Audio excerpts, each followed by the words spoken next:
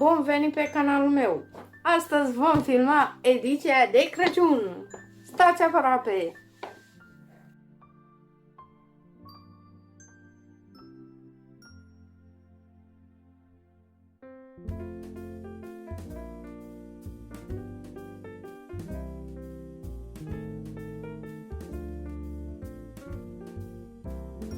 Gata! Să desfacem. În primul rând am această cărticică, pentru că am fost la un film de Crăciun pe 25 decembrie la Avatar 2. Se întâmplă neprevăzut. Mai bine îl lăsăm mai așa. Da, Avatar 2 și mi-a plăcut foarte mult acest film. Poate să fie și ca o reclamă, ca să mergeți la film. Aici, în acest cioropel, să pun punga momentan jos, cioropelul meu de ani de zile. Îmi place să-mi pun chestii de Crăciun în el. Și aici mi-am cumpărat eu singură o agendă pentru anul următor. Mi-a plăcut că are aceste detalii foarte frumoase, foarte așa de Pinterest. O găsiți în Pepco, dacă vreți și voi să o luați. Așa, o pune la loc. Bine, o punem la loc pe masă. Ia, cu următorul, ce avem noi aici? Un săpun lichid pentru mâini. De la Avon, Gingerbread. Adică ceva cu pâine, turtă dulce, Christmas. Pentru că este ediția de Crăciun și de aceea o am. Îmi place foarte mult miroase. Continuăm cu următorul produs. Aici am un săpunel DAV cu particule de exfoliere. Îmi place foarte mult acest produs. Îl folosesc deja de câțiva ani buni. Demențial miroase. Bine. Discret, că fără ele nu putem trăi noi, fetele. Nu așa, fetelor? Așa e. În continuare, am o cremă anti-rid multicolagen de la Elmi Plant. Este așa. Haideți să vedem cum arată în interior.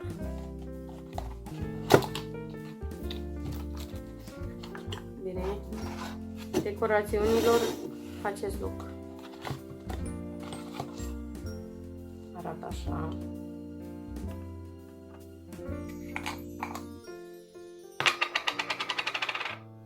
Și așa. Foarte frumos. Îmi place.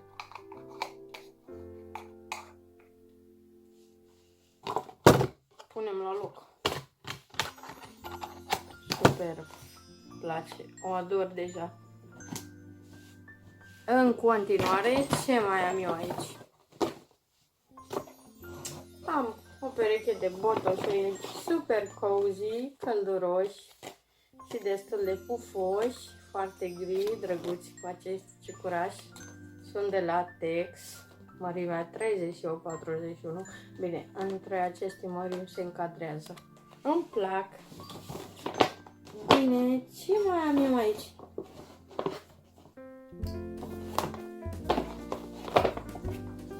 Cioropelul meu de ani de zile. De un an îl am.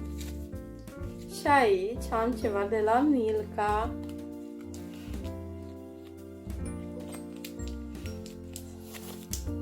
Am noua lor ciocolată. Da. Cu lapte alpin, gustă acum. Spune să gustăm acum, dar eu voi gusta mai târziu. Și îmi place acest cioropel foarte mult. Scrie Milka cu un fulg de nea și mov. Deci îl ador. Oh, și în cele din urmă mai am acest pachet. Este de la Nivea. Haideți să-l desfacem totuși. Gata, l-am desfăcut. Este roz. Ce-mi place mie culoarea asta, roz, foarte mult. Haideți să-l desfacem. Bine, desfac, dar nu foarte de tot.